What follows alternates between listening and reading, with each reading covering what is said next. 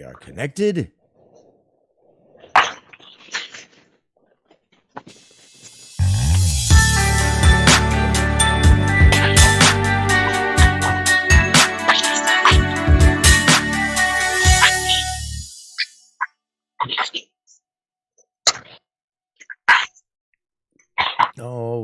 All right, folks. What is going on? Wednesday night. It is Wrestling Outlet. 'Tis I. It is Boxman. How is everyone doing?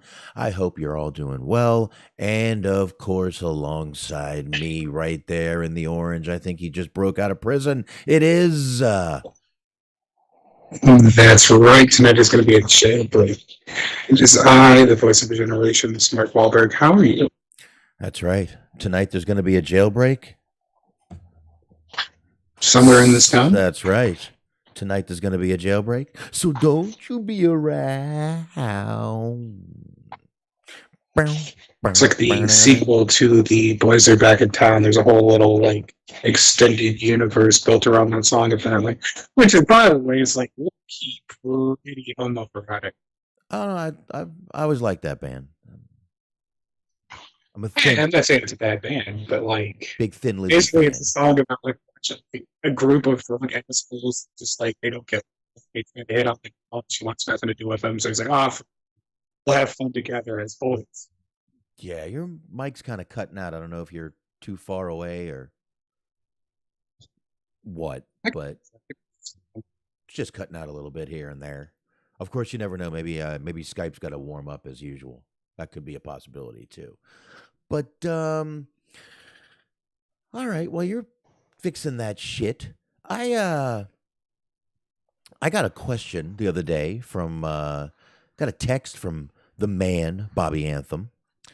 And he was asking if I had watched the new Night Court yet. I hadn't. But I did. I have seen several commercials for it during the NFL playoffs. I did check out, or there's only 2 episodes right now. So I did go ahead and check out the 2 episodes. And it's different. It's definitely a remake. I like the cast. I love John Larroquette. It's, man, I don't know. Like the only word that it's like a cute little show. It's not a bad show. I like where it's going. You are describing this show like you're describing a play that your child's in, and you don't want to hurt their feelings. No, it's not. Because I've only seen 2 episodes. That's all there is right now. I liked what I saw. I like where it's going. It's just different, you know. When you love the original, the characters, all the characters. But I definitely enjoyed it. I like there were some little nuances that were, kind of brought back to the show. They had the armadillo. They had the whole bird thing. Because Harry did make birds disappear and appear all the time. Now they have a bird problem, but it was a pretty decent show. I enjoyed it. I'll keep watching. Look, it's 21 minutes. It's on Peacock, so it's like why not? Might as well give the damn show a watch. And so far, I'm liking what I see. So far. So I see. So if you haven't watched it, I recommend you check out the first 2. Actually, I think there was a new one last night, so there's probably 3 episodes now. But I see. Like I have no real affinity for Night Court. I never saw like the original version.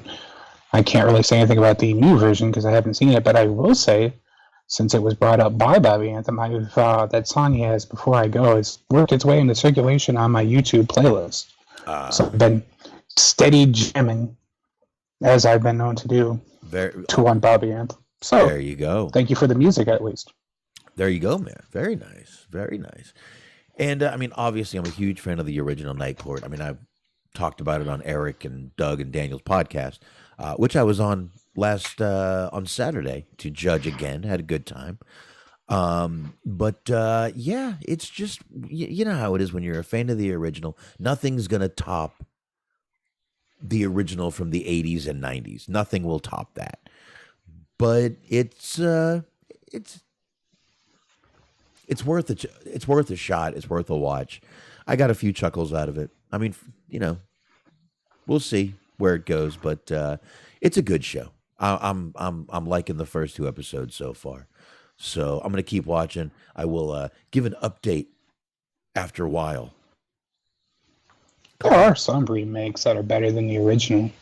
The Thing, Dawn of the Dead, Terminator 2.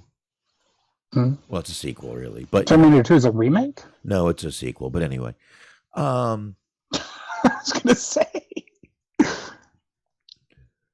I was just trying to join in. Fair enough. Fair enough. I didn't mean to sandbag you there. I just You wanted could to. have sold me on that, though, because I don't know enough about the Terminator to be like, yeah, there was a movie in the 50s of fucking Rock Hudson was the Terminator. There's a lot of movies. I mean, what was it? Walking Tall was a remake with The Rock. I mean, there's many movies that are remakes that are decent, but some movies we don't know are remakes until like years down the road. Didn't they remake The Odd Couple a couple years back? They did. They did The Odd Couple. What was one that had a remake that I despised? The In-Laws. The original. Was that with Cedric the Entertainer? What? No. The remake, was that with Cedric the Entertainer? No, that was The Honeymooners, I think you're thinking of. Nah.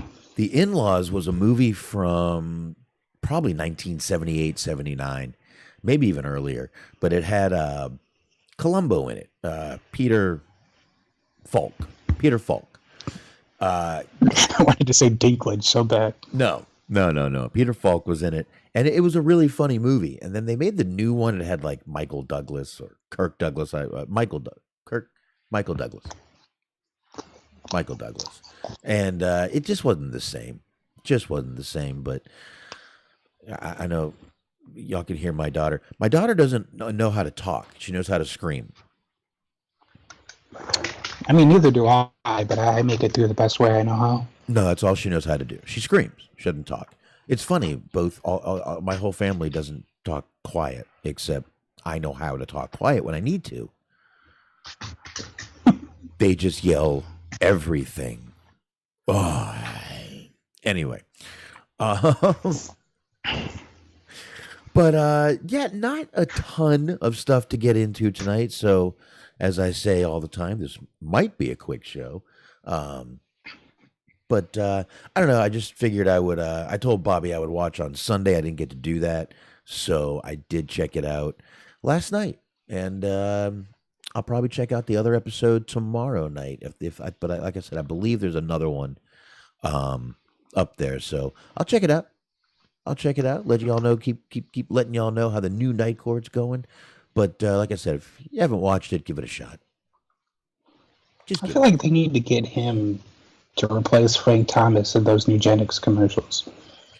John Larroquette? Because like Frank Thomas, Bobby Anthem.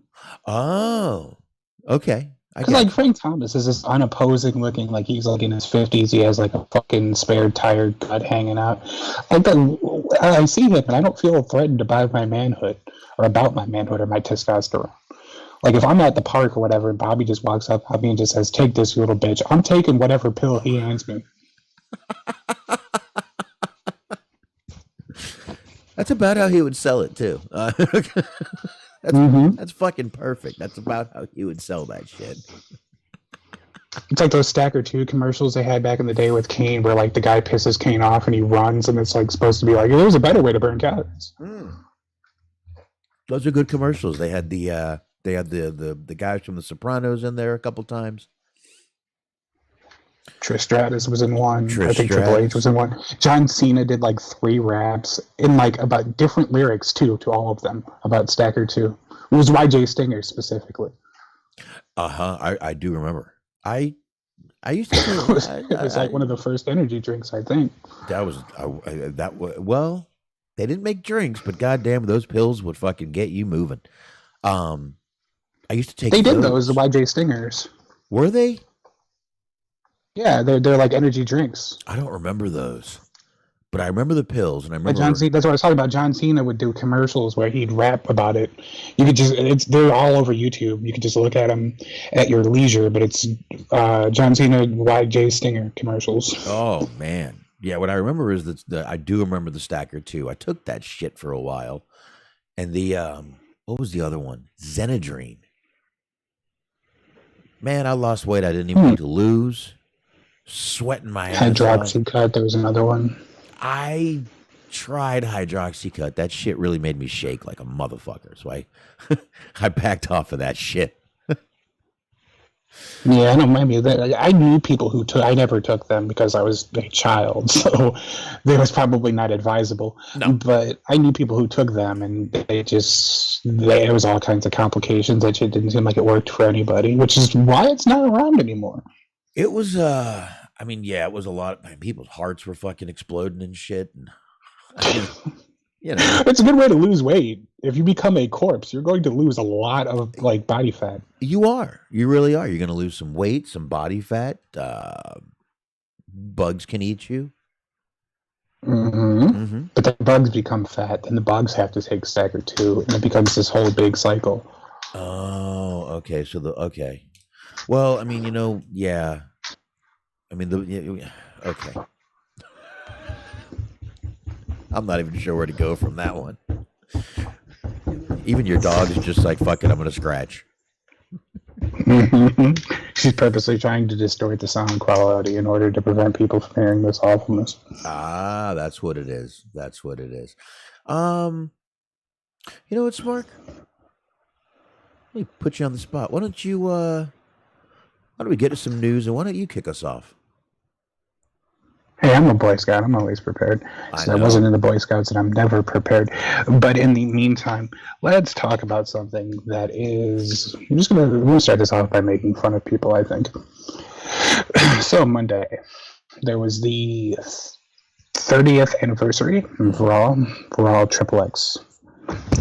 Yes. And people took umbrage with this show. And you know who took the most amount of umbrage? Right, it was the gosh darn Bella Twins. During an Instagram live video on Monday night, Nikki and Brie Bella criticized WWE for its lack of women's evolution representation. Excuse me while I gag on the corporate lingo. Yeah. On Raw's 30th anniversary episode. The Bellas were initially among the legends. Genuine laughter.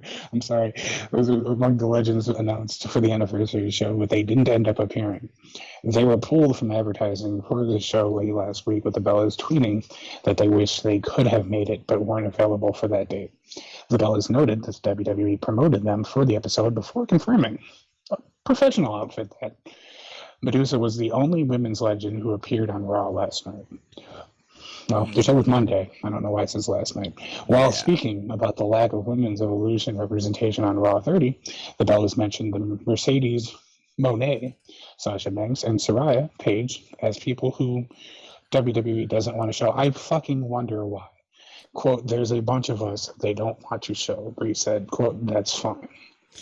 And let's see, a steel cage between Becky Lynch and Bayley was supposed to take place on Raw last night, but it turned into an angle where Damage Control attacked Lynch, and the match never got started. The match was cut for time due to the Bloodline's trial of Sami Zayn's segment going long. That does seem like an honors tradition, though. Yeah. Nikki and Brie Bella were mentioned by Charlotte Flair last night during a promo where she named some of the opponents who she faced during her career. So yes, the Bella Twins are upset. Speaking of their fucking god-awful reality series, WWE sent out a tweet today promoting E's Nikki Bella Says I Do series, which premieres this Thursday. Set your DVRs, kids. The 4-part series chronicles Nikki's wedding to a guy whose name I cannot pronounce because I believe that he's in the Russian mafia. Wait, she got a show about her saying I do. Wait. Yes, she has such a prize that her getting married is worth its own show. They gave her a show about just saying, do you know how many women around this world say I do a day and they don't get a fucking TV show about it? Oh my God. I mean, I don't know anything about women saying I do. I normally say I don't, I can't, I won't, I refuse. Please leave. I'll call the cops. I get it, Smart. Okay. Or you just hear that kind of hissing noise that the can of pepper spray makes as it gently glides into your face. I know. I have a whistle. I know where you're going, Smart. But That whistle doesn't help. That's like a car alarm. and people don't even look anymore. Yeah, people don't even look at car alarms. It's like, come on, we got shit to do, honey. Mm-hmm. I don't even look unless I think it's mine. Then I'm like, oh, wait. But no, that's it. Otherwise, I don't even care. I don't look. If it is my car, they're not getting anywhere. I have a push button start, and you're not getting anywhere without the fucking keys. So have fun. If I remember correctly, there was a Saturday Night Live skit like a long time ago where somebody jumped out a window and like you hear them hitting a car, the car alarm going off, and then just like a minute later, somebody turning the car alarm off. Like that's the only audio that you hear. It's pretty funny. Actually, it was funny. Speaking of car alarms, me and my dad were going to lunch last week. We're driving up the road. I think it was last Thursday. We're driving up the road. Now we hear a car alarm, and we're sitting there, and we're like, "What the fuck? Where's that coming from?" It's like moving with us. Well, the truck in front of us moves, and we see that it's a tow truck with a pickup truck hooked to the back, with the alarm going off. I think we got in the middle of a repo. That's what it sounds like to me. So we had to follow this thing for like a mile and a half, just lights flashing. It was funny, but I was assuming it was a repo. So I don't know. There used to be a myth that if you lifted the car at 45-degree angle, it would shut the car alarm. Interesting. Used to be. I don't know if that was a myth or maybe something on CSI. I don't know. But yeah, the Bellas did not get to appear. So when they didn't confirm with us. Well, then why are you making excuses and not just saying we weren't available? Over, done with. Why do we have to make excuses? And by the way, Smark, I'm not sure if you know this, but WWE is very good at video editing. If they don't want to show you in a feud with people, you know what they'll do?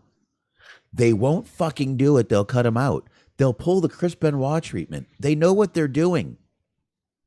Holy fuck. How stupid is this fucking vapid bitch? Yes, it was important enough for you to complain about, but not important enough for you to actually like make time out of your schedule to appear on, A.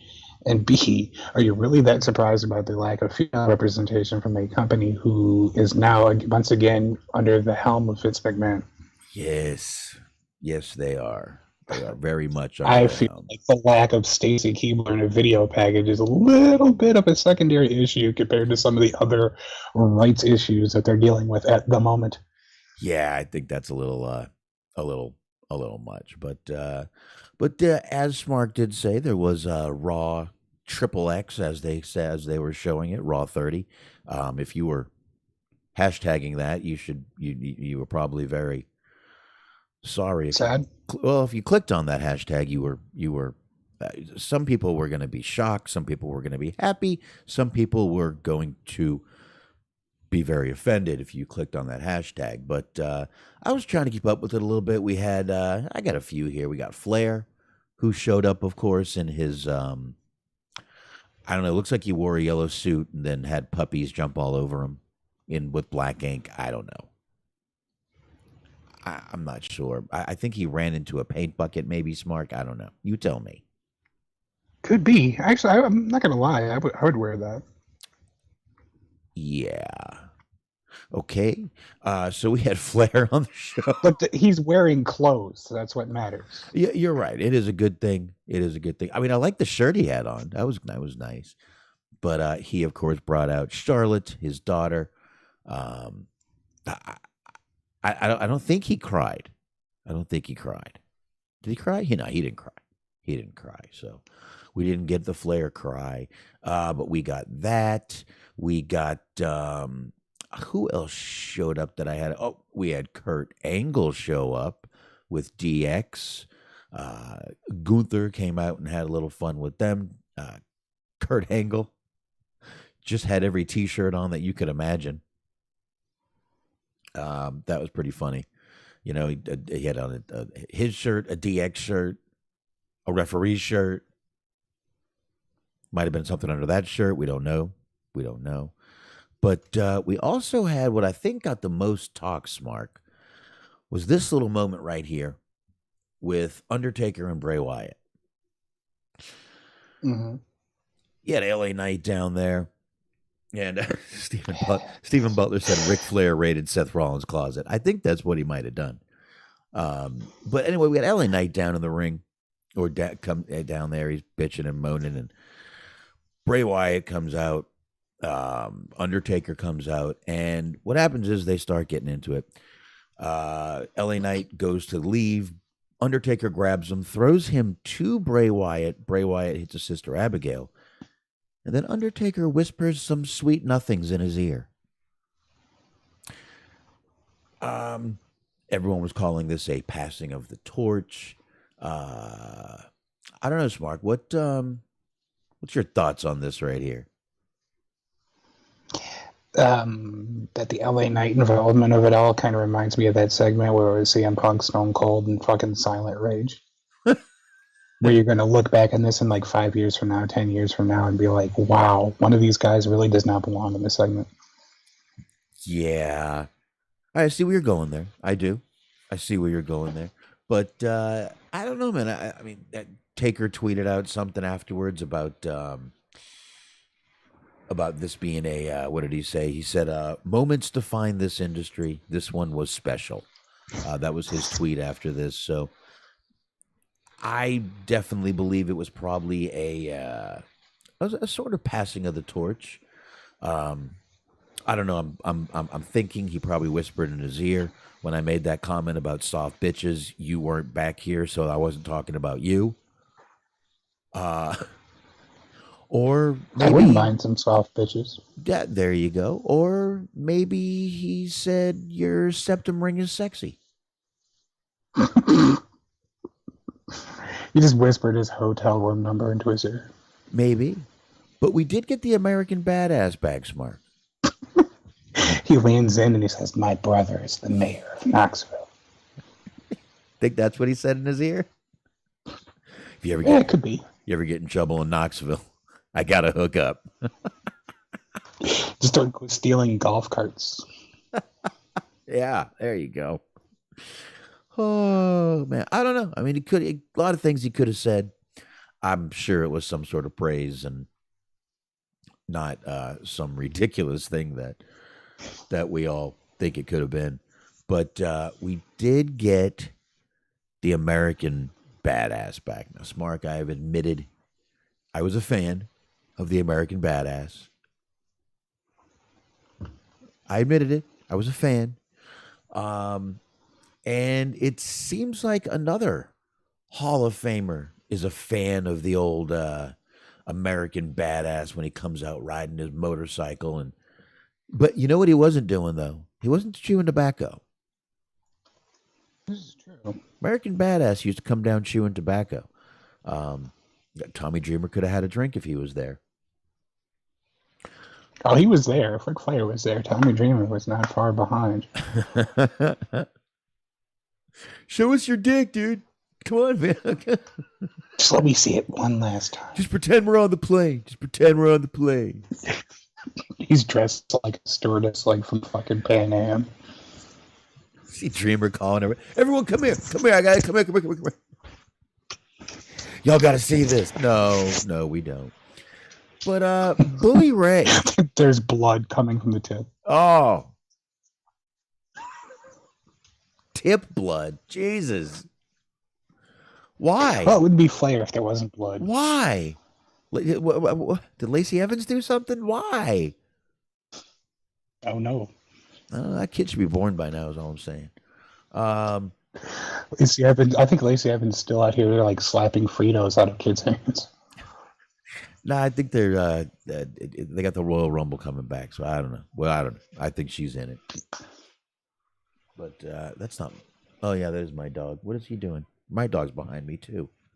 When did my dog get behind That is me? this Saturday. Oh, my dog is snoring a little bit. It's okay. Have no fear. But anyway, Bully Ray actually tweeted a pretty long tweet, kind of. Basically, I'm not going to read it. Like I said, it was kind of a long, drawn out tweet. But basically, he was talking about in the tweet how the gimmick needed to be done at the time. It was an evolution of the character. And definitely was just like I said, a definitely needed change at the time.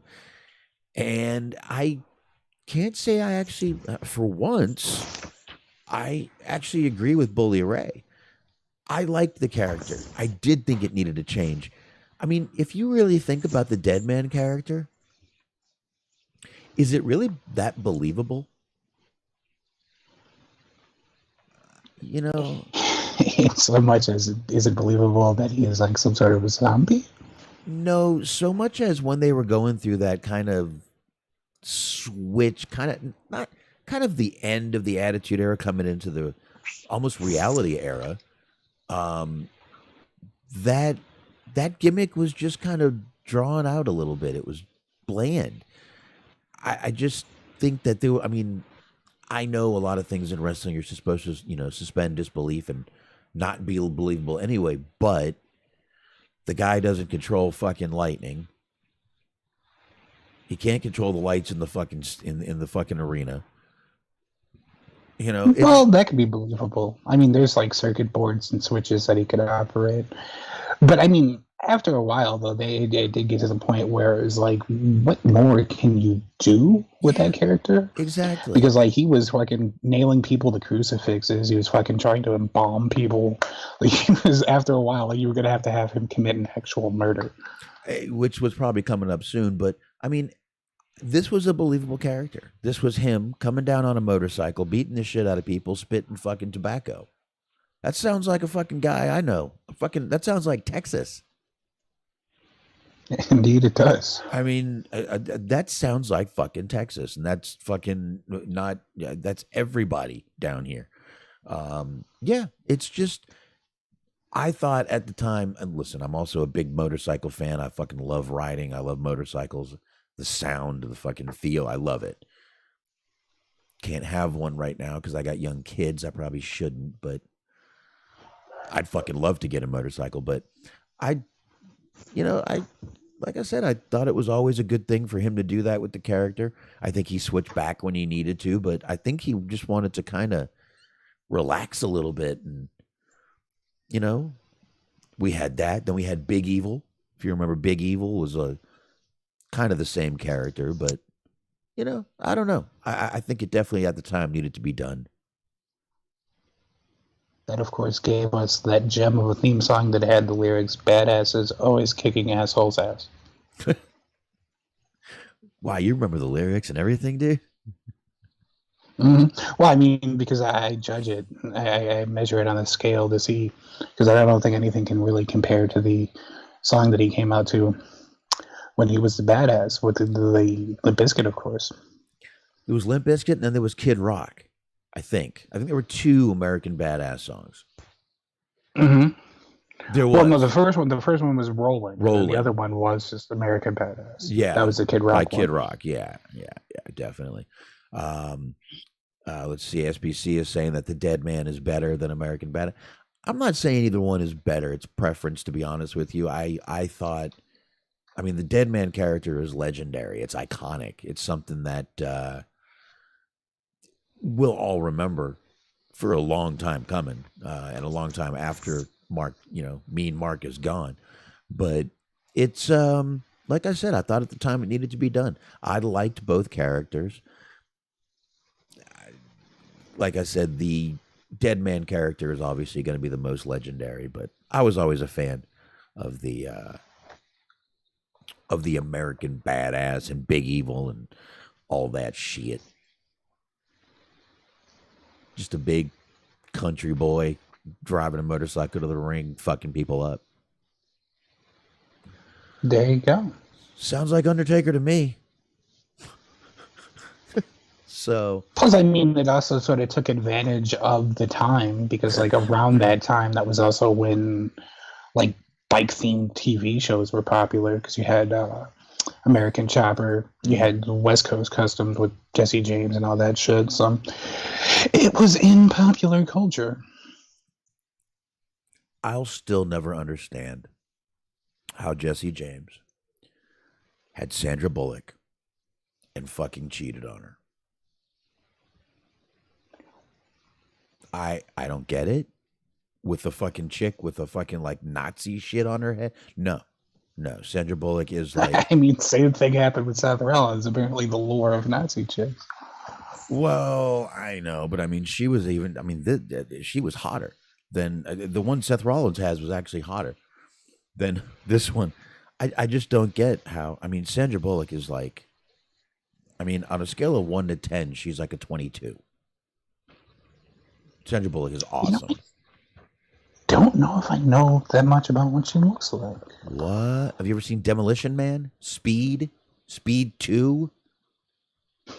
Well, yes, I've seen Speed 2, but I've not seen Speed 1. No. Was she in the Blind Side?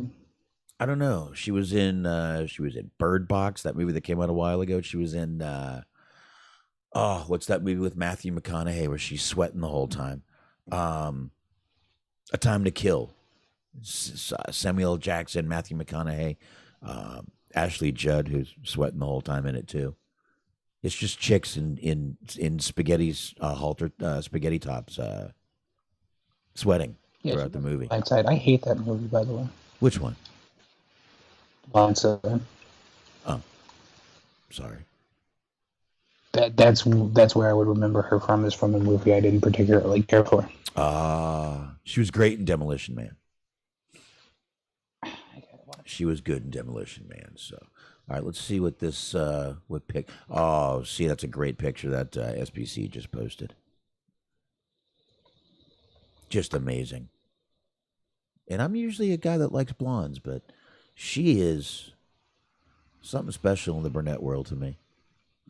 It is amazing the amount of movies that she's been in that I have not seen. She really has been in a lot of movies.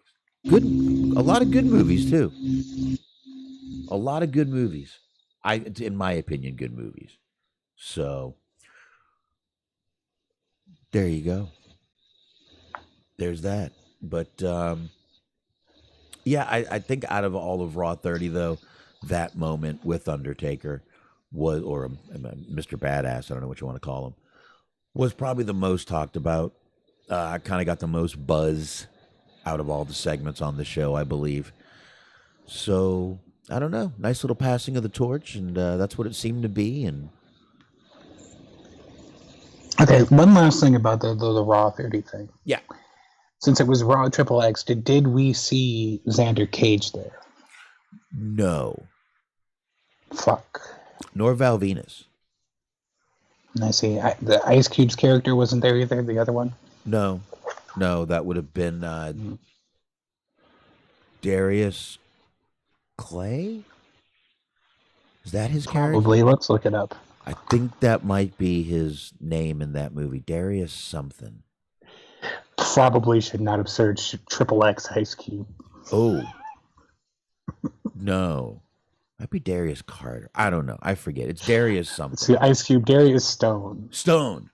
There it is. I knew it was something. Actually, Samuel L. Jackson is in this too. An exhibit. How about this? I might actually have to watch this fucking movie again. I watched it when it came out. I don't remember anything about it. Samuel L. Jackson's in all of them. He's in all three. Oh. He's in all three, actually. Mm-hmm. Like me some Samuel L. Jackson. I was watching Basic last night with him in it. Him and John Travolta and a bunch of people. Great cast, great movie. You give me him and John Travolta. I mean, that should just wrap it up right there. Samuel L. Jackson and John Travolta. Got it. That does it for me. So, all right. Let me, it was kind of obviously a slow news week this week because there wasn't a ton of news about Vince McMahon. But of course, what made news is people talking about Vince McMahon. We have a couple of those actually. I got two. Let's start with another Hall of Famer, going from Bully Ray right to another Hall of Famer, WWE Hall of Famer, on his 83 Weeks podcast. That's right. You guys know where I'm going with this. Eric Bischoff, folks. Eric Bischoff said that WWE, he thinks, could go private by the end of the month. Okay, I just want everyone to know the month wraps up in about 5 days. Literally a week is February 1st. Yeah. So don't know if that's going to happen, but this is what he said. He said, I would not be surprised if it happens before the end of the month. I know. I'm not saying I know it, but it wouldn't surprise me. Absolutely would not surprise me. Is it possible? Yes. If he's going to take the company private, it's possible. My gut told me a week ago, I think he's going to take it private. I can see him teaming up with an Endeavor as a minority private investor.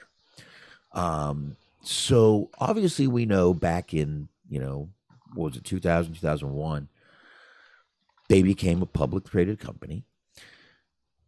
And now Vince has all of these people to answer to that he never did before. But they're also making gobs and gobs of money off of being a publicly traded company. The board is, he is, everyone's pretty much doing well in that company. I think Eric Bischoff might have been drinking before this show. I don't know, but this doesn't sound. Listen, could this happen? Yes. By the end of this month? No, I don't think so. I don't know why he would take a company that's making so much money, that's profitable, not bankrupt, not on the verge of bankruptcy, not in the red. Why you would take a company like that and just say, I'm really tired of answering to people. Let's just bring it private again. I mean, it won't happen, and I don't think it's going to happen, but they're definitely in the minority here, but I would actually kind of love that. And let me tell you why. Oh, please do. Because it wouldn't be good, but it would be entertaining to just have, if like they went private again and it was just like Vince's fucking dementia-riddled brain just coming up with every fucking creative idea. And it was just the most over-the-top zany bullshit that you've ever seen in your life. Like, it was just beyond offensive, just in the most entertaining way possible. Well, and you got to remember, if they did go private, I wouldn't expect to see the Attitude Era come back because people would get offended by that in a second. So you can't do that anymore. So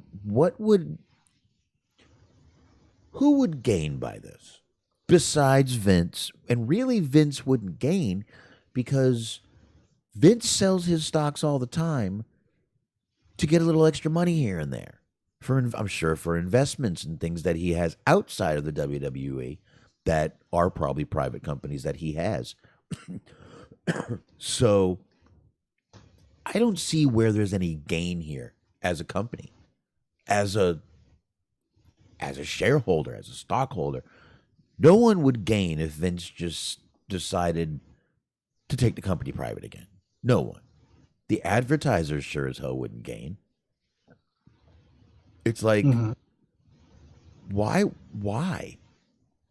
And I'll tell you what, you think that company would look better or worse if you were proposing a sale to people? Would it look better on the stock market or off the stock market? Yeah, exactly. That is why it's not going to happen. I don't know, like, why he thinks it ever would, but hey, whatever. Well, I don't know. I maybe the dye in his eyebrows is starting to get into his head. I don't know. I really don't know. I just think it's a stupid. Again, because we had no Vince news this week. There actually was Vince news. There's another one tacking onto that same lawsuit that's been going on. It's not even worth it. It's we don't need to tell you every week that the little class action lawsuit is getting bigger and bigger by the day. So, not really worth talking about. But yeah, I see no upside to this. I see only a downside for the company. I don't see this happening. I think Eric Bischoff is just trying to say whatever he can to get, as he says, controversy creates cash. So I think he's just trying to keep relevant by creating a little buzz. And look, we bought it. Here we are talking about him. So, so there you go. And on the heels of that, Smark, and then I'll give you a couple, and then there's really not much left to go with from here. Former referee, actually head referee, Mike Chioda. Head referee was yes, he's oh, stop it, you filthy minded bastard, you. You're just a silly little bitch sometimes. That's right. God damn it. You silly bitch. So Mike Chioda is throwing out conspiracy theories. I wouldn't call them conspiracy theories per se. I would call these theories people have been throwing out there for a while now, since Vince was rumored to have left the company. Mike Chioda says that he thinks Vince never left in the first place. He says, people say, yeah, he's back, Chioda said. I don't think he ever left. And if he didn't show up to the arenas, he was on Zoom chat, probably with Hunter or Triple H and everybody. Vince built an empire, a wrestling empire, entertainment, and it is his baby, Monday Night Raw is his baby. Then he goes on to say, I wish him all the best, and if he sells the product, he sells it.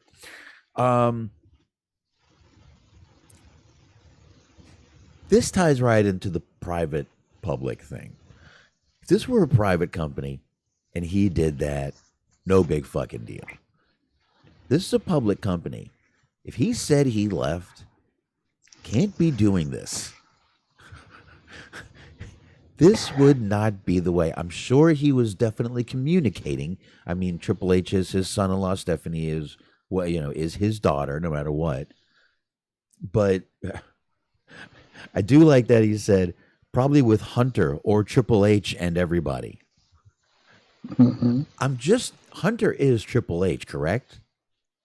Yeah, it wasn't even like he said his real name, and then he just brought it back for kayfabe purposes. He said his wrestling name. I think he meant Stephanie or Triple H. And just, it's an honest mistake. I'm not going to fuck with him for that. But, Jesus, Vince built a fucking empire. An empire, Smark, eh? Mm-hmm. He built this empire, and he'll fucking take it with him when he dies, goddammit. He built this city on rock and roll. Oh, Jesus. Yeah. I do like the idea of you just saying that, if he was doing this is wrong. It's we got to where we are now because he did a lot of things that he ought not do in a business capacity. Ought not do is one thing, but, one fucking shareholder is backstage and happens to pass a fucking screen with Vince's face on it. No bueno, my man. No bueno. Just Vince on fucking Zoom or Skype or whatever with a fake mustache. He was probably in, I could see him in Michael Cole's ear with a Bluetooth maybe. But, mm-hmm. God damn it, you say Twitter now. Michael Cole just mentioning that they're the number one trending topic during a business meeting. There you go. I can just see him doing it right now. God damn it, it's Seth Sorry freaking. for whoever had to teach Vince how to use fucking Zoom. It's Seth freaking Rollins. You freaking idiot. Go the fuck back to wars. Oh, sorry, Mike. Okay. I wish it was a war so you could go cover it and leave. Just chucks a hand grenade at him. There you go. There's a war. A war.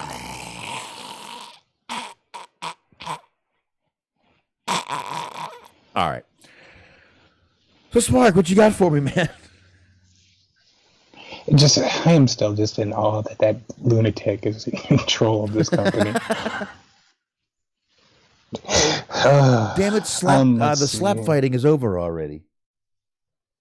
Oh, good movie, though, the Replacements. Keanu Reeves. Good movie. That's what's on now. But anyway, I was just kind of stalling for you to get ready. You look like you might be. Well, you'd be surprised. No. Anyways, somebody who I'd like to pay a lot of hush money to, Nikkita Lyons, is injured. Everyone bow your heads. I hope you were all sitting down. The 23-year-old revealed Wednesday on social media that she has suffered a torn ACL and meniscus. Lyons wrote ACL and meniscus are torn. This comeback is personal.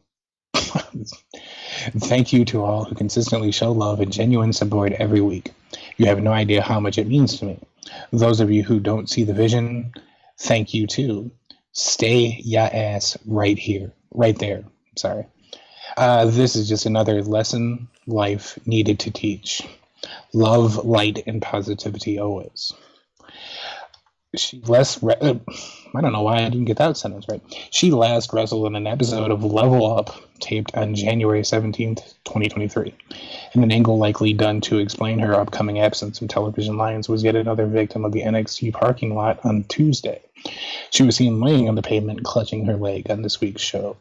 Lyons repeatedly said that she did not know what happened to her. Lyons also suffered a partial MCL tear in May 2022, resulting in her being removed from NXT's Women's Breakout Tournament. However, the injury did not require surgery, and she returned to action the following month. Lyons signed with the WWE in the summer of 2021 after having spent the previous 2 years wrestling as Faith the Lioness for Women of Wrestling. Interesting. I did not know that part. No, I did not either. But she is a very good-looking girl. But that tweet, will say though, what? She does not have the face of a 23-year-old. I don't care. Oh no, I don't care either. Like, let's get that right out of the way. I'm not trying to say she just is one of those people that looks older than they are. Yeah. Which is totally fine. And mind you, I'm not trying to sit here and be like, well, I wouldn't. Oh yeah, I'm such a catch. Like, yeah, no, absolutely, but just kind of looks older than she is. The makeup doesn't help either.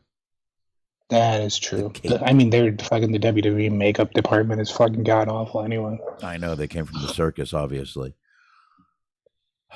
Obviously they were putting makeup on clowns before they got here. Mm-hmm. I think they came from the Drew Carey show. They were putting makeup on Mimi. Oh, damn. Well, we were talking about Drew Carey Saturday, God damn it. Yep. It fit right in. But, that again. I would not want to fit right in there. No, me neither. I'd fit right in between her legs. Anyway, sorry about that. There's space, is all I'm saying. There you go.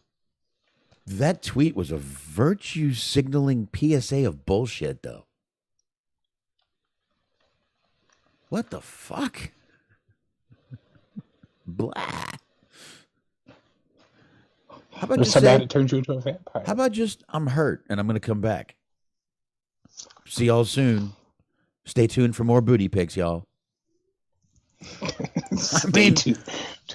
I think I wrapped that up pretty good. That would have been a great tweet. It would have got a lot of play on the internet. That's what I would have done. This is why. Well, I think for whatever reason now, this is like what happens with social media is that everybody thinks that they're on like an episode of fucking American Ninja Warrior or some shit. It's an after-school special. It's like, I will make a comeback and I'll be stronger than ever. And I don't care what any of my adversaries have to say. I will rise above. That's right. Oh, you haters. All you haters out there. It's like, it is not my fault that your lower body appears to be made of paper mache. Yeah, I mean, she's got a lot of weight to carry around on those legs.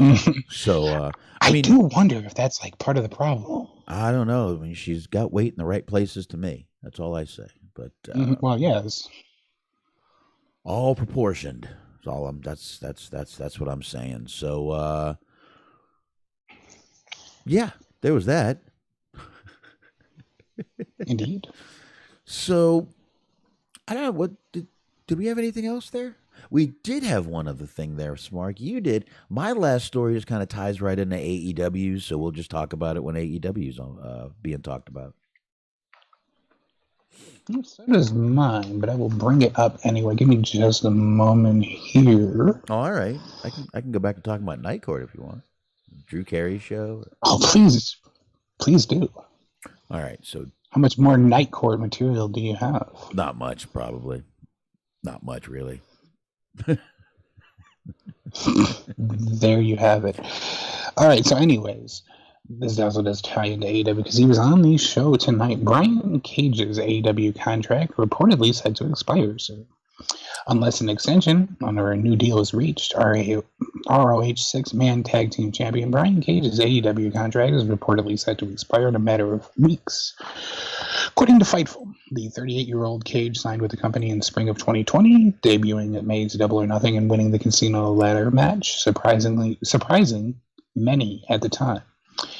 His extension was picked up in early part of 2022. Fightful also reported there have been feelers within WWE. There doesn't need to be any more feelers within WWE to gauge their interest, but we're unsure if there was interest between either side. After an October 2021 street fight loss to Ricky Starks, Cage inexplicably didn't appear on any AEW broadcast until September 2022 at Grand Slam in Queens, New York. Cage debuted for Khan's Ring of Honor last April at Supercard of Honor, joining Tully Blanchard Enterprises with the Gates of Agony. Under Prince Nana, the three won the ROH 6-man tag team titles at last December's final battle. After back-to-back wins over Willie Mack, Cage will take on Bryan Danielson on Wednesday's AEW Dynamite. That already happened. Mm-hmm. It did. I would say I'd be shocked if he signed another extension, but Dirk says he always thinks that me and him are on like an episode of Seinfeld. Is that because we talk about nothing? What is up with the box? Anyway, look out for Kramer, Dirk. Yeah, but anyway, Cage. I'd say I'd be surprised if he signed again, but he did it once, and they barely used him, and I don't know. Okay. Where else can he go? Impact. He's been there. I guess. Been there. Done that. Keep going. I think it's more of a matter of if they want him versus if he wants them. I can't imagine he has that many options available to him. That's my thing. He's not going to NXT. I really don't believe there's feelers out there for him. They tried him once. I'm telling you, man, this guy's been to every fucking company. No company either wants to push him. He's in great shape. He's always been a jack dude. What the fuck is with his... It's got to be his attitude. It's got to be his attitude. It's the only thing I can think. When you've been to every single fucking company and none of them really want you, and you look like that, something don't add up with that, man. Yeah, I mean, we've talked about this time and time again. There is something missing from that formula, because there's like everything is there except one thing, and that one thing is making a really big difference. And I guess it's just charisma. I don't even think I mean, listen, if you just let the guy act like a fucking steroid freak and scream all the time, I think that'd be fine. That's all he needs to do. He's a fucking... That's kind of what I was thinking, is like if they have him do like the old school 80s promos, that's like coke addled, and he just fucking rants and raves and screams at the top of his lungs for like a minute, and then he flexes his muscles. I think it would work.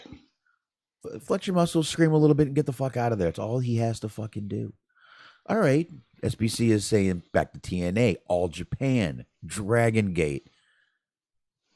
Are you Okay, but I mean that alone tells you something though, because he mentioned Impact.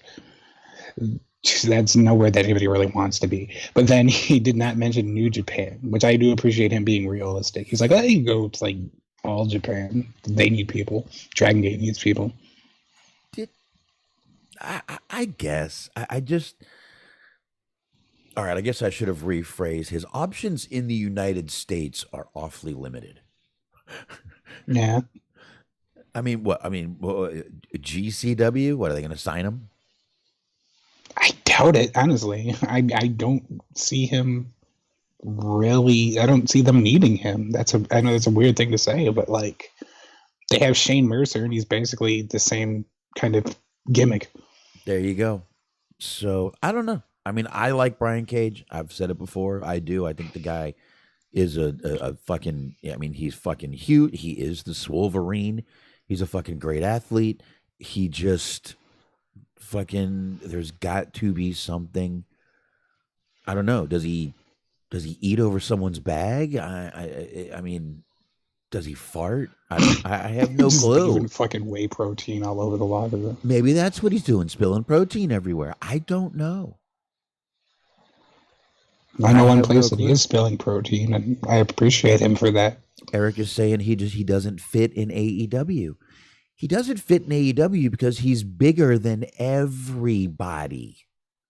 That's why he doesn't fit in AEW, and he really doesn't. Well, he doesn't in WWE. Yeah, but he's big, but like he doesn't come off as menacing in any way, shape, or form. Like he could probably kick your ass, but he doesn't do anything that makes you afraid of him. Because like, look at him and look at Joe. And Joe cut a promo tonight, and Joe sounded genuinely like he was going to kill a man. And I would have been scared if he was saying that to me. Cage, on the other hand, a lot better physique, not anywhere near as intimidating. All right, SBC saying AAA, CMLL.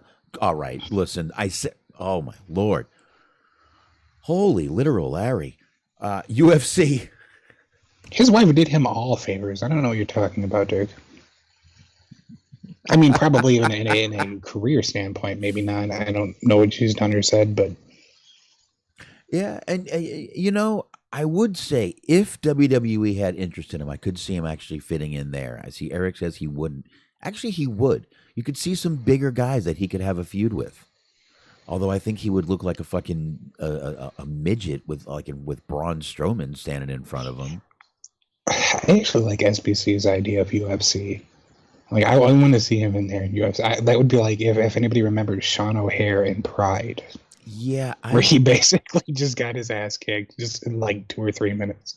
Does Brian Cage have any MMA experience? Probably not. That's why I want to see him in UFC. I want to see him getting beaten up. That would make me laugh a little bit. Can't be any worse than Punk. Oh, that's an idea. Can't be any worse. Power slap. Put him on Power Slap. That's got to be the dumbest fucking show. Who the fuck? Yeah, but I'm all for it. Imagine that as a tie-in. Who the fuck would want to just be like, all right, time to wake up and go get my ass slapped off? They had one dude on there fucking who couldn't even find the fucking, he got knocked out so bad he couldn't even see the guy. They got him up to shake the guy's hand to end the round, and he was like, where?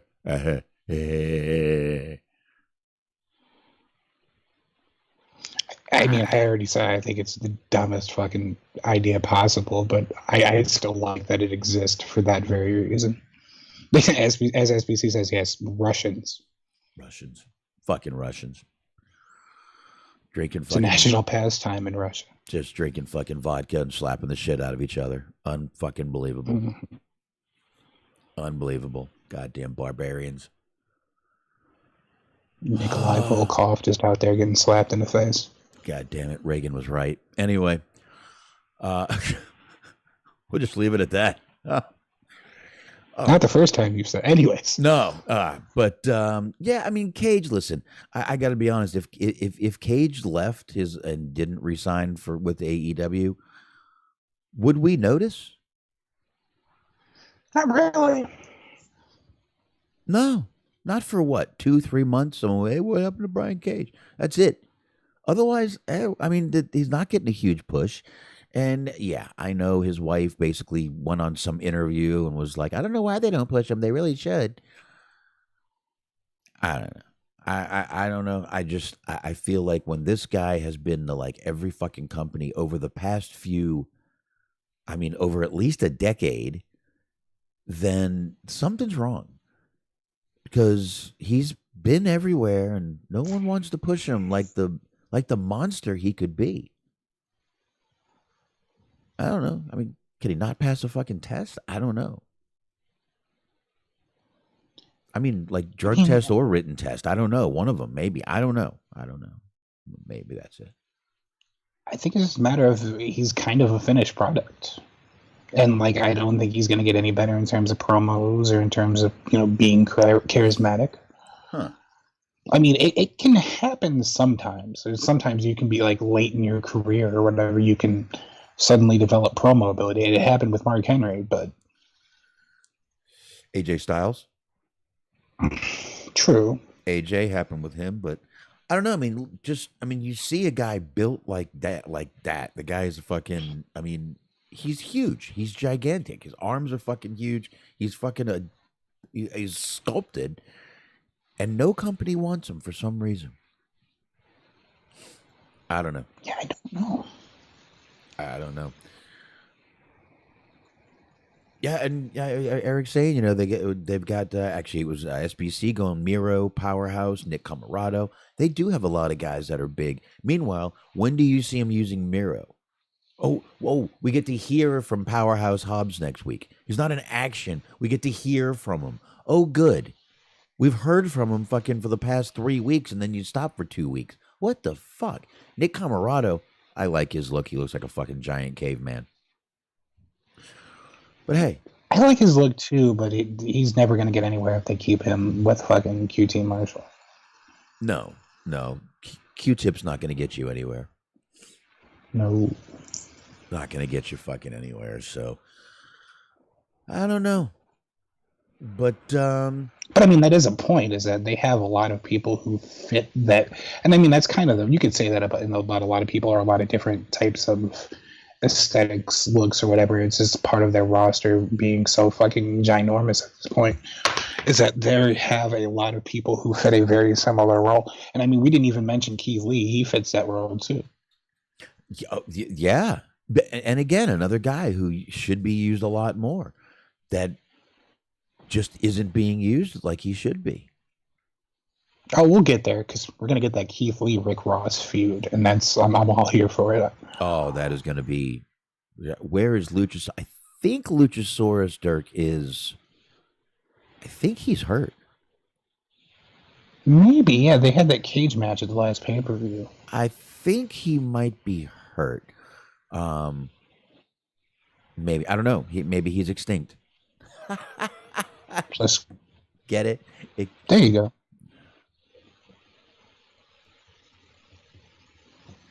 I'm sorry.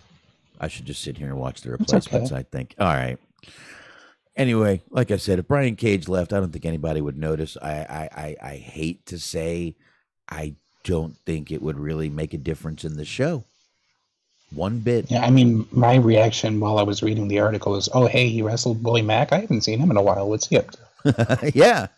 What is he up to? Yeah. Go ahead and get him out of here. Give me some more Willie Mack. I'm okay with that. Yeah, Willie Mack. Willie Mack is back. The Mack Attack. Oh man, if I wonder what he's doing these days. But if you give fucking him and Human Tornado in a tag team, and they just both have that sort of like old school like Rudy Ray Moore like blaxploitation gimmick going on, that would be so fucking awesome. You could do it without it being offensive. I mean, Human Tornado did it his entire career, and it was not like offensive. Little Dolomite action. I got you. Yeah. I got you. I see where you're going. I do.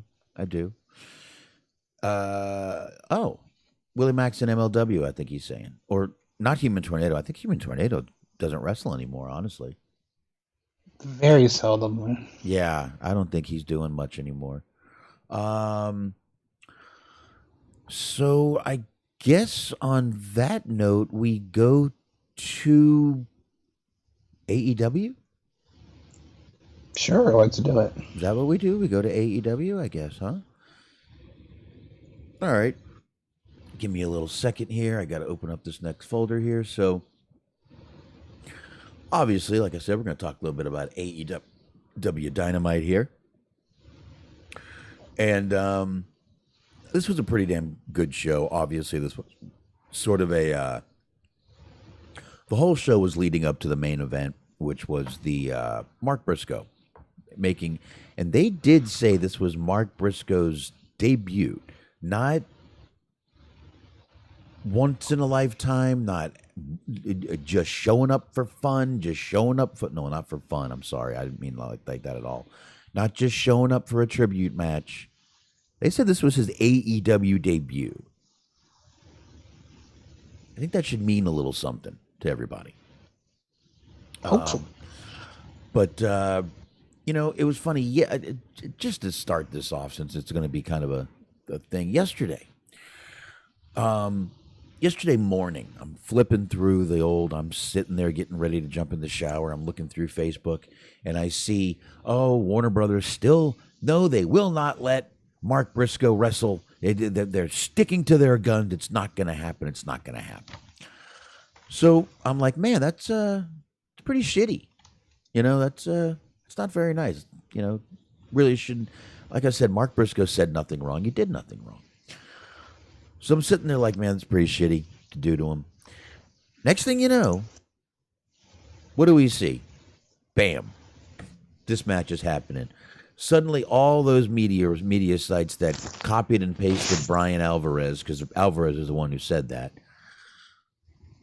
they had a change of heart. It was a quick, they said, we were just joking. A change of heart. That's what they had, Smark. Mm-hmm. I mean, I guess it could have been as simple as that, but I don't think it was. I don't think it was as simple as that. I think once it got out that they were sticking to their guns, I think they got a backlash from it, and I think that's what made them rethink their situation. Right. Yeah, because okay, I understand. It's unfortunate, and based on everything that's been being reported, it seems like Jay went out of his way to be apologetic and remorseful and try to atone for the tweet that he made several years ago or whatever. But I get the idea of like them not wanting to put him on TV, the TNT executives, whatever, TBS executives, those people, that's all one conglomerate anyway, you know what I mean? But I can see the idea of like, okay, they don't want to provide a platform for hatred or homophobia, bigotry or whatever. But like you said, Mark didn't say anything. Mark didn't do anything. There have been absolutely zero reports of Mark Briscoe having any sort of misconduct of any kind. No. So there is, exactly. Look at that face. That face is not guilty of anything. No. Missing teeth, maybe. That's about it. Yes. But no, he didn't do anything. What? Actually, I did say one time he did get in trouble for trying to sell one of his teeth that got knocked out on eBay. That is the worst thing that he has done. It was he tried to sell human parts on eBay. All right. It was a tooth. He wasn't trying to sell a kidney or anything, so let's not make a huge deal about this, all right? That we know of. Well, you're right. You're right. But I'm hoping that's, how it happened. So, but, yeah, I mean, literally, I thought it was crazy, but I really feel that, like I said, this guy didn't say anything, didn't do anything. What? Maybe he defended his brother? It's his brother. Kind of what you're supposed to do is defend your brother. So, and yeah, I mean, Dirk is saying, Tyson, I'm a fan. Nick Gage, I'm still a fan, but yeah, Nick Gage did some bad shit too. Nick Gage did pay his debts to society, got out of prison. He's obviously changed. You better watch it, motherfucker. Go MDK all fucking day on your ass. Right. Fucking Dirk. He'll go MDK on Dirk's ass. his I mean, fans. technically speaking, Nick Gage hasn't really said anything offensive. He just robbed a bank and then he got in trouble for that, and now he's back. Now he's back and he's doing good. He seems like he's doing well, at least from what I've seen.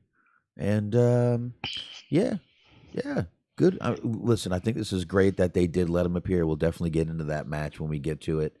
But I thought it was great that they finally let him come on. And this kind of answers the question I asked last week. Do they, in a couple of weeks, try to bring him out? I thought it would be a couple of weeks, not the next week. But again, today would have been Jay's 39th birthday. Right. Not that we can make this situation any more tragic than it already was. But in some sort of good news, his daughters are doing better. His one daughter that was, they were a fear of her being paralyzed is starting to get feeling back after swelling is going down. So sounds like good news for his daughters. And, if there's any sort of, bright light to this, all the tragedy going on with this family, I would say that that's probably it right there. The daughters are doing better. Yeah, absolutely. Yeah. So, but I guess we can just go ahead and get into this bad boy. And then, like I said, we'll get back to that match as we kind of, as we get around to doing that. So that won't be a problem at all. So we'll get into that. Which picture do I have here? Let me just remind myself. There we go. Okay. So we kicked off the night. We got Action Andretti and Ricky Starks. They come down versus the Jericho Appreciation Society, Jericho, Sammy Guevara with Daniel Garcia. I think we all know where this was going. This was definitely going to be a JAS win here, and it was. Wasn't bad, but it's funny now. Jericho's taking all the credit for this whole Action Andretti storyline, finding this kid everything. So it's kind of funny, but I don't know. I'm liking it. I hated the red pants they had on. I don't know why. The red pants didn't look right on Sammy. I don't know why. They just didn't. I don't know. That's part of just what they do, though. They have a lot of ostentatious fashion decisions. Is that what it is? Is that what it is, Mark? It's kind of the AEW heel 101. It's like if you turn heel, you just automatically start wearing like ridiculous outfits. I guess Samoa Joe's got to put the dick back on his face, huh? Mm-hmm. Oh, great. They start coming out with a hula skirt on and got to go get a big Polynesian tattoo and everything. Mm-hmm. Yeah, or just like start wearing Crush's attire from back in the day. There you go. There you go. I like it. Then after this match, but I mean, I don't know if Smark has any more to say on that match. It just kind of was what it was. It was just there. A decent. Yeah, I mean, they pretty much telegraphed it when they said on commentary that it was the first time Jericho took back-to-back losses. It's like, well, he's not losing this one. No, he definitely wasn't. But we get a video of the Briscoes. We see Jay, we see Mark, we see a lot of stuff with Jay Briscoe and his kids, which, I don't, we all know what Jay Briscoe said and apologized for profusely, time and time again, profusely apologized for. But what you heard, like most of the tributes, most of the things that you heard about him was he was a good family man, loved his family, lived for his family. And this video pretty much showed that, him being goofy with his daughters and, just having a good time. And obviously he's got a son too, but, right now there's a lot more focus obviously on his daughters, but yeah, I thought this was pretty cool, man. I mean, Tony owns all this ROH footage of these two guys damn well should be able to fucking use it. And now he can. You know, I know he can put it on fucking, what is it, the Honor Club, but this is much better. This is national exposure. This is what these guys deserve. They deserved it before when Jay was alive. Mark deserves a little bit now. Sure. So there you go on that. After that, though, we get the TNT Championship match, Smark. That's right. We go right into it. It's Buddy Matthews of the House of Black. He comes down with Julia Hart. Him versus Darby Allin. Match is going on. Darby's getting his ass kicked, as he always does in the match. Next thing you know, mid-match, lights go pitch black. And it's Brody King and Malachi Black. When the lights go back on, they're standing on the rampway. And who was that came down? I really didn't get to see. Santana came down. Okay, that's who it was. I really didn't get to see. Santana and Sting, the traditional tag team pairing of Santana and there Sting. You go. I saw Sting. I definitely saw Sting beating up Brody. No. Yes. I saw Sting doing that, but I just didn't see who ran down. And I turned my head for a goddamn minute. Next thing you know, I'm like, well, he was covered up the whole time. So, what do you want? You want a squeezy? I guess I have to give my daughter a squeezy real quick, if you'll excuse me. Okay, come here. Yeah, it's squeezy time. Come here. These things happen. Come here. I need squeezy. I want to say hi. You want to go ahead? Say hi. Hi. Can you wave? You're waving to everyone on YouTube? Okay, squeezy. No, that's not a squeezy. I want a big one. A big squeezy. Okay, good squeezy. Thank you. You want the charger? Yep. Okay, go see mommy. I see your pocket. Mm-hmm. I know you love your pockets. She has a pocket on her shirt. She just loves pockets. Everyone's, On my shirt, how about that? everyone's saying hi back to you, Lynette. They're all saying hi back. No? Ah, there you go. You got a pocket too. Okay. Yep. Love my pocket. I can keep my glasses cloth in there. She loves her pockets. If she has them on her pants, she'll go, I have pockets. And she'll put her hands in there. Like Orange Cassidy. There you go. Loves her pockets. Just loves her pockets. So, I'm sorry about that little interlude there, folks. Listen, when your 3-year-old comes in for a squeezy, you give squeezies. I see. I don't want to hear any shit. All right? Anyway. Highly unprofessional. You get what you pay for, folks. You get what you pay for. And the fact that I've been fidgeting with shit off camera for the last about hour and a half has nothing to do with this. You don't see any super chats going on here, do you? Okay. Not yet. No paywall, no nothing. We're giving this one to you. So, you know, that's what you Maybe get that for right now. SaveWithConrad.com is your number one place to go for predatory loan. There you go. Well, we're going to start selling gold in a couple weeks, folks, so don't worry about it. So, anyway, like I said, or like Smark said, Sting was beating up Brody with the bat. Actually, he was beating up Malachi, excuse me. And with all this going on, you think Darby's done. There's no way he can win. Well, Darby, of course, pulls out a win anyway. And, of course, they can't just let the guy leave the ring. Tony Schiavone's got to get in there, and the guy's like, he can't even fucking breathe. But Tony's got to talk to him. Tony just mentioned Samoa Joe, so thank God Darby didn't have to talk. And there goes Joe. Next thing you know, you look up, and it's Samoa Joe. Bingo, right there. Right up on the Tron, talking shit. He said he's basically coming back to take what's his. I'm going to give him credit because this was obviously a pre-taped segment.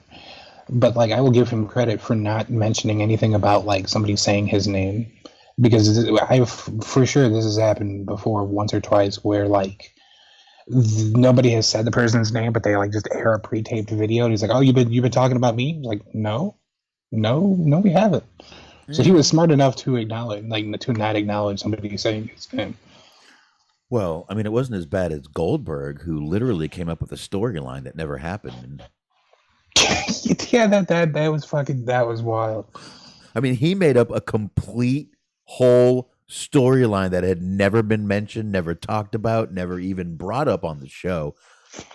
You know, He's trying improv. He's done acting before. Now he's doing improv. Yeah, whose line is it anyway? I heard somebody say pet store. Did somebody say big stupid idiot? Goldberg day. Okay. All right. Anyway, let's keep moving on here, folks. So after that, we get another Adam Cole inspirational video. I believe is what these are from now. For now, correct? I think that's what they are now. The promo was written by Nikkita Lyons. I don't know. I actually would take this guy's inspirational sayings over hers. Hers are just like this. Yeah. The sun will come out tomorrow. Bet your bottom dollar. And you'll see my bottom tomorrow on Instagram. Very nice. You're right. So anyway, Matt Hardy comes on out, and he's doing his delete thing. His music's playing, and Ethan Page, of course, he's upset with it because they still own Matt Hardy. Mm-hmm. And this is just not good TV. This whole thing. Yeah, I'm going to need you to tell me about it, because as soon as I saw Ethan Page was involved, I went into the kitchen. Really not worth talking about. It really wasn't much. It just turned into a match. That's really all it did. It turned into a match with Jungle Hook, Jungle Boy, Jungle Jack Perry, or Jungle Boy Jack Perry, and Hook versus Ethan Page and Matt Hardy.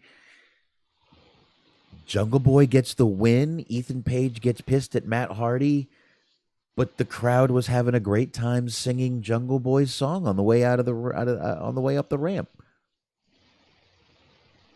Well, there you go. I summed that one up for you. And then we get the therapy session with the Acclaimed and the Guns. And this if there was a writer for this segment, I would say the writer for this segment had very serious daddy issues.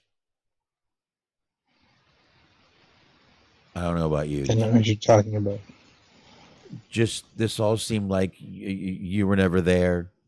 We missed you, and you were on the road. Where were you? Mama had to do the dishes. I don't know.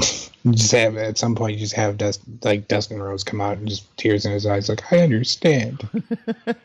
I was just, I don't know. I thought this was kind of odd, which I didn't expect it to be this, wow, holy shit, that was such a great segment. I expected comedy, I expected goofiness, but when they set it up last week, it sounded like it was going to be like some sort of an in-ring segment. We were talking about the possibility of Billy Gunn turning.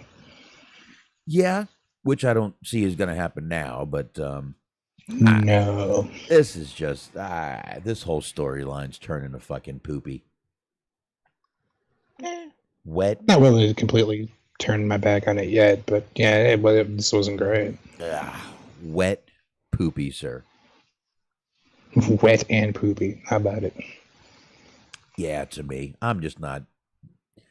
I love the Acclaim. I actually don't mind the Guns, but it's just, this isn't working for me. That's all. Just a personal thing. You like it. I don't. Maybe it'll turn around. I might start liking it. I don't think so, but I guess anything is possible. I think they should have shelled out an extra couple dollars and brought in Dr. Shelby. See, that even Solid Monster was saying that. I I agree. can promise you that I don't listen to Solo Monster. No. I did not steal that man's idea. No, I wasn't saying you did. I know you don't, but I'm just saying he was saying the same thing. That's exactly what they should have done. It was like an obvious thing they should have done. Mm-hmm. WWE probably has him under a fucking contract. He's probably probably wipes sweat off the floor or something. Wiping sweat off. Who knows? What about the lady that played the therapist of The Sopranos? Is she still alive? She is Lorraine Bracco. Okay, so she's apparently like a big time actor. Oh wait, wasn't that Lorraine Bracco? No, I'm trying to find out. I mean, I watched the show, but I don't know what her name was. It was. Yeah, you're right, Lorraine Bracco. Yeah, it was Karen from Goodfellas. Okay. That's who it was. It was Karen from Goodfellas. Yeah. So. Okay, so maybe that. Well, she's not. Well, yeah, actually, she's doing some movies, but you probably could have got her. Probably. That would have been expensive, but hey, Triple H is just spending Vince's money at this point. Mm-hmm. I don't know what that has to do with AEW, but nothing. Who gives a fuck? You're right. Why did I say that? Anyway, Renee Paquette backstage with Hangman. Hangman Page. She's not back there playing Hangman. I didn't. That would have been better. Anyway. She might have been playing with. No, let's just leave that alone. Anyway, Hangman ends up challenging Moxley next week, but this is going on a lot now in AEW where they're not challenging the actual person, they're challenging through a person, like the Briscoes challenged through the Guns a few weeks ago. Now suddenly we have Wheeler Yuta accepting a challenge for Jon Moxley. Awesome. I think it's very strange. But before that, Hangman Page against Yuta, Rampage, Friday. Watch it. I feel like Wheeler Yuta wrestling on Moxley's behalf is like Bruce Hart wrestling on Bret Hart's behalf. Where it's like you're getting a way worse deal. It's like it's like it's like advertising Hogan and it's Horace. Mm-hmm.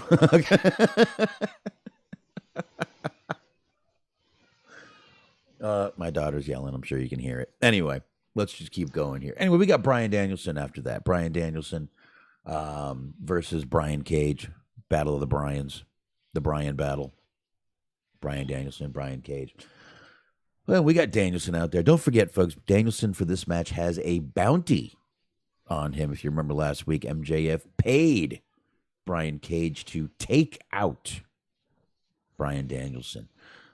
Didn't have to win, didn't have to lose, just had to break his fucking arm. That's about what they were going for. And remember, this is all so Bryan has to win these matches to get to that 60-man Iron Man match at Revolution, right? Mm-hmm. So, of course, we knew this where this was going to go. Bryan basically got the Darby Allin treatment, got his ass kicked most of the match, and then came back, got the win. But after the match, we get Cage. He's still down there just beating the holy hell out of Bryan Danielson. MJF starts coming down. Now, I saw him grab the ring bell, and my cable locked up.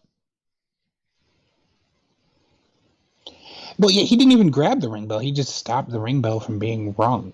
Oh, okay. He basically pushed like the timekeeper or whatever out of his chair, and then he took the chair and he gave it to Cage. And I believe he did the thing where he whips him in the rope with a chair on him, and then they got him in the ring, and they were about to do the old Pillman style stop on the chair with the arm in the chair. Yeah. That I and then saw. Takeshita came out. Yes, I saw Takeshita. I saw most of it. It's just that one little spot for like maybe a minute and a half. My internet locked up and my cable all locked up. So, but I did see Takeshita come out. Man, crowd fucking loves that guy. Yep. Fucking loves that guy. Crowd was hot for a lot of things tonight. But yeah, and you're right. He did. He put the chair on his arm, threw him into the ring post, and he brought him in the ring just like you said he did. So there we go. And then Takeshita comes out for the save, like Smark said. Then we get Renee Paquette after commercial, backstage. She's in the trainer's room. This, I think everyone knew where this was going. Oh, I don't think you're going to be able to do it next week. Yes, I will. Wah, rah, rah. So Daniel Bryan's going to wrestle no matter what. Fuck doctors. Fuck the doctors. What do y'all know? Well, he also, or was this a little bit later or not? Anyways, it's all tied together, so we'll talk about it now. MJF announced who the next opponent is going to be. Yes, he did. Yes, he did. We're going to get old Toothless Timmy out there. That's right. Timothy Thatcher. I was prepared for that one, buddy. I'm actually kind of excited about this. I like the stuff that they were having him do in NXT where he's just like beating up students. Yeah. Yeah, I think this is going to be a hell of a match next week, and this is good, man. Timothy Thatcher, I always liked the guy. I thought he actually looks a little different now, a little meaner, a little older, more hair. Yeah, so more hair. I think it'll be good. I think this will be a damn good match. I think we're in for a little treat next week with these two, but I think it's going to be another one where Bryan Danielson's going to have to come from underneath and win, which ain't a problem for him, obviously. Right. So, all right. So there we go with that. But yeah, next week, Timothy Thatcher, Bryan Danielson. That's going to be a fun one. That'll be a fun one right there. I'm looking forward to it. Because, the match that he had with Cage was really good. And it's like, Cage is a good wrestler. He's not bad, but he made Cage look like $1 billion fucking dollars. We just got done talking about him not being, intimidating, but he made him look like a legitimate threat, which, most of us know better, but he's still, they had a hell of a match. Well, Bryan will throw himself around, the ring and make, sell his ass off for you. So, yeah, absolutely. Yeah. So that's always a good thing right there. All right. So then what we get the Ruby Soho versus Toni Storm match. Again, I had a few lockups here. I did see Britt Baker come down, just stand on the ramp, give enough of a distraction for Ruby to get the win, which, let's face it, Ruby really needs a win. She tends to lose a lot. So no matter how she got a win here, she needed a win. Yep. It appears to be, I've heard this idea being pitched around. It seems like they're going to be building some sort of quote unquote, AEW originals versus the WWE people that they brought in, which I wish that they weren't doing this, because there's already a fucking entire stable built around sports entertainment and their various feuds. So I don't think we need that. I don't think we need the women's version of that, but it's kind of weird that they're going to be putting Ruby in the AEW originals sort of band camp. But hey, yeah, that's where we are, I guess. Exactly. I guess that is where we are. So I don't know. I think it's weird too, because yeah, she's definitely not an original, and we know where she came from, but maybe because she was always the outsider in WWE, she feels like the outsider here. So yeah, they didn't like you anyway, so you're one of us. Yeah, there you go. That might be what they're going with. We'll find out, I'm sure. But all right, let's get to the one last thing before the main event here. We got MJF backstage cutting an MJF promo. I don't know. Same thing, but this is where they announced the Timothy Thatcher match, so we don't really need to get too much into that. I forgot. We didn't go out of order, but we blah, blah, blah. Who cares? Let's get right to this main. There's also a segment where Jamie Hayter basically said that fucking Amy Sakura lady is the best wrestler to ever exist. And I don't know what show their match is going to be on, but you can just guarantee that I'm not going to watch it. I'm saying that right now. But she's Freddie Mercury. I don't fucking understand. When did Freddie Mercury wear an all purple outfit? I'm sure we could find it. Well, maybe in his personal time, but like on stage, he might have. It doesn't make sense. It just doesn't fucking like. Okay, the honky tonk man, Elvis gimmick, dressed like Elvis. Yep. Shinsuke. We were supposed to be doing a Michael Jackson thing. You had the fucking Thriller outfit, the red leather. This would be like if they introduced the Kiss Demon, and he was dressed like fucking Rick the Model Martel. Ooh, that'd be fun. Or if it was like Jushin Liger, and it was just like, okay, Liger is great, but what does Liger have to do with Kiss? It's like, yeah, no, it's our Kiss wrestler, and then it's just Jushin Liger. I mean, I get it. I do. But I don't know. I mean, she's a big Freddie Mercury fan. There is literally no proof of that. I mean, like, she does not incorporate that into the gimmick at all. She didn't do any like the Freddie Mercury mannerism. She didn't even like come to the ring pretending to sing. She has the broken microphone. Does she have the broken microphone? Yes. All right, I stand corrected. You don't have to. They're gonna have a match, and it's not gonna be good. You don't have to stand corrected if you don't want. It's fine, Smark. I understand. But listen, she is the Aja. She is the fucking Bull Nakano of her time. I don't know why I took that away from Aja Kong. That would have worked too, but she's the Bull Nakano of her time. All right, be that way. Wow. Which actually is an insult to Bull Nakano, who is just fantastic. Yeah, I guess. I was watching. I think it was 1999, 1990 SummerSlam. She was on it. And, my goodness. Suffocating, man. That's all you can say, huh? Yeah, you know what? I don't feel comfortable with it being 1990. But she wrestled Elijah Blaze in one of those SummerSlams. It was good. All right. There you go. I'm glad. Glad you enjoyed it. Mm-hmm. It's good. It's a good thing. I enjoyed this. This was again. We went through the whole thing where Mark Briscoe, he's not going to be able to be on TV. Then he is going to be able to be on TV. Thank God he was able to be on TV. Holy shit! This was great. First thing that happened is Excalibur announced that they were switching out commentators. So they did. Taz and Tony left, leaving just Excalibur, and then the ROH announcers came down. Yeah, Ian Riccaboni and Caprice Coleman. Yeah, thank you, sir. And we get Jay Lethal coming down. He's got the Jay Briscoe shirt on, Sanjay Dutt with him. They both have on the same shirt. It was a nice. You could tell that he was already starting to feel a little emotional, Jay Lethal. Then Mark Briscoe came out. And boy, I'll tell you, this crowd popped huge for him. And you know he appreciated the fuck out of that right there. You know he did, man. This you could see it. He was out there. He was hype as fuck. Just, I mean, this is a pretty damn big crowd for him to be in front of. Sure. So, and again, I just want to one more time emphasize this. They kept calling this his AEW debut. Not one-time appearance, not, hey, we got him to lighten up for one little show, one tribute show. It's not what they were saying. Debut. AEW.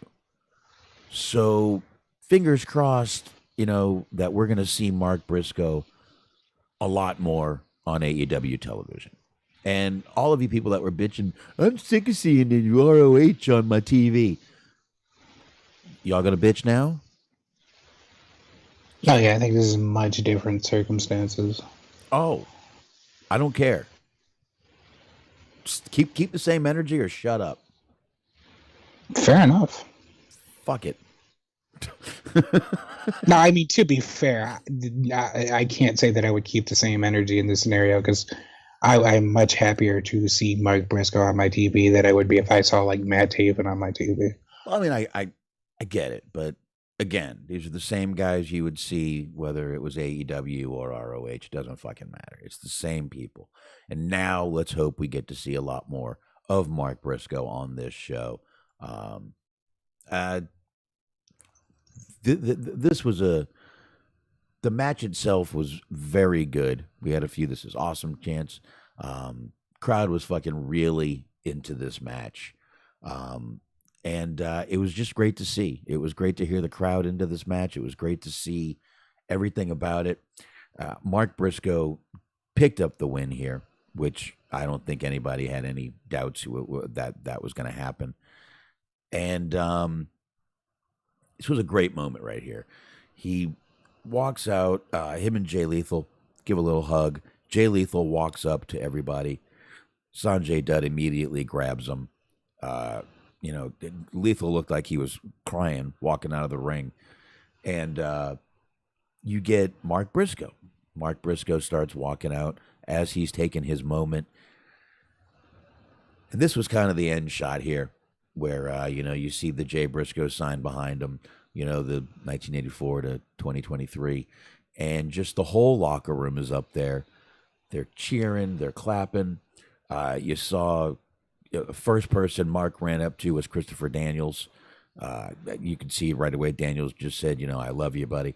And just it was just a really emotional moment. You could tell it was emotional for Mark, and just a really emotional moment to end the show. And not gonna lie, I started getting choked up a little bit watching this, man. Just watching him, and just knowing that Jay's family's at home watching this, and probably very proud of him. I teared up some too. I'm not gonna lie, because just the beginning of the match, like you said, you look like Jay Lethal was crying a little bit towards the end. When before the match started, like when they were right about that, they were doing the introductions. They put the camera on Lethal to introduce him, and it seemed like eyes were a little red, and it seemed like they were a little bit teared up. So he was definitely very emotional, and it's not anything that any of us haven't already said, but I was listening to, they did a tribute episode for Jay Briscoe on The Observer the day after, and it sort of just kind of cemented it, because it was somebody who had talked to them and kind of knew them a little bit, and somebody who has kind of an idea of what's going on. Alvarez was talking about it, and he was saying basically that, like I said, we've talked about it before, but Mark never complained. Mark never brought it up. He was saying that he believed that he had an opportunity, should he have wanted it, to, potentially go to NXT or to go to AEW as a solo act. But he never wanted to, and it was never important to him. What was important to him was being able to team with his brother, but to be able to be alongside of him and sort of make that journey together. And it was very emotional to see, because he never complained about it. There was never any animosity. He just always stuck by his brother, and he missed out on some opportunities potentially because of that. And it was nice to see him get an opportunity that he definitely should have gotten and has earned, has the talent for, any sort of criteria that you could imagine. He is fit for the role of being on, AEW. And it was nice to see him actually get his chance to be on AEW TV, and hopefully that continues. Like you said, they mentioned there was his debut, so hopefully there's going to be more to come. I would certainly like to think so. Yeah, most definitely, man. Most definitely. I think it'd be great for him and great for all of us to be watching that. But yeah, definitely. And I could see that. And I not everybody is just about the money. Not everybody is just out to make every penny they can make. Sure they are. You got a family, you want to make every penny you can make.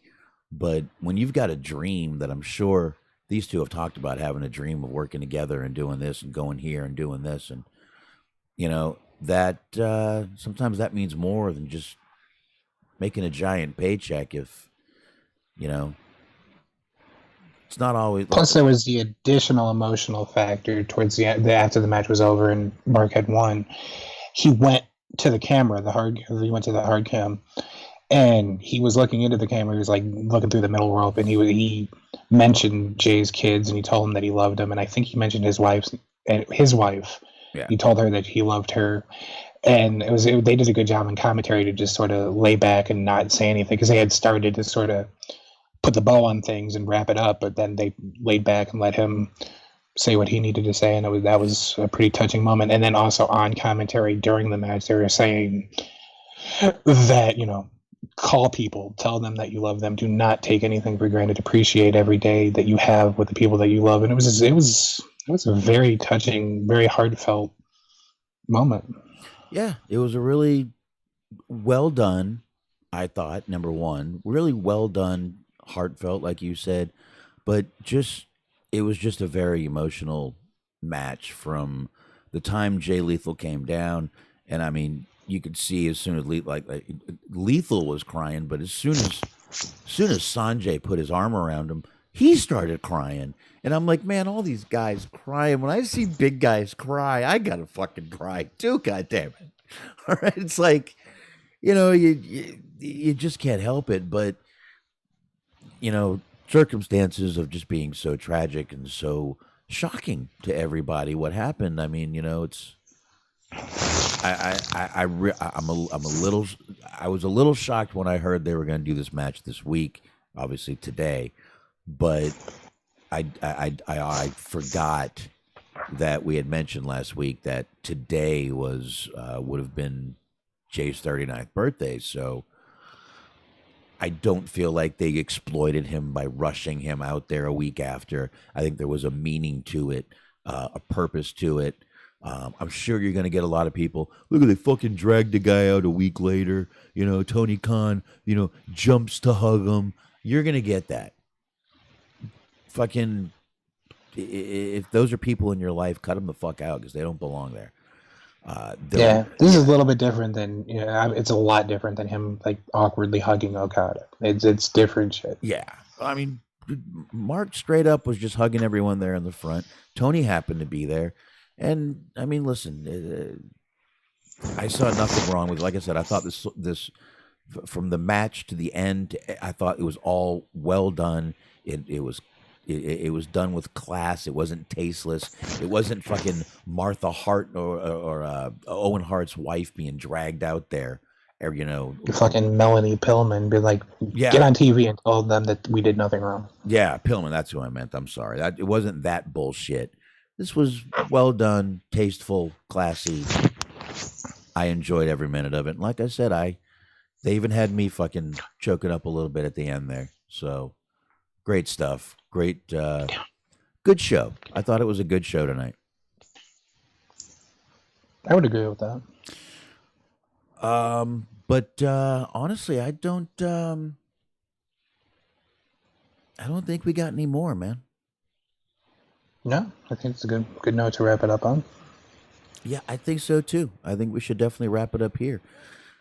Which means, folks, I appreciate everybody joining us. That was a good one tonight. I think we got through it pretty quick. Less than 2 hours. Once again, Smark, I like it. But Smark, I hear there's a whole new place they can join you. Well, same bat place, new bat name. That's right. We renamed the Batcave. Totally Inappropriate Sports, Mondays, 8:30 p.m.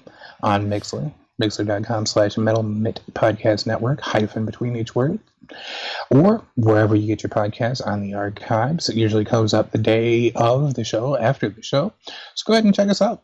It's us, it's me, it's Cheese, G Wiz, Luke Birch. We got Mojo. We got basically the fucking Wu-Tang Clan of podcasting. There's 800 people on the show. Go ahead and listen to all of us every Monday. All right. Jesus, you guys are like the Crips of podcasting over there. You got a shitload of people with you. Mm-hmm. We have fucking Keenan Ivory Wayans is in there. Ooh, there you go. I like it. SBC is saying that Conan decided to let ADR work for him again. Get down. That's on him. Mm-hmm. You want to let Alberto Del Rio work for you? That's your fucking problem. Not mine. Not mine. Not yours. Yeah, I guess technically he wasn't found guilty of anything, but I don't know. Yeah, listen, I was skeptical at the beginning, but intimidation is not exactly below what I think he could do. So, Yeah.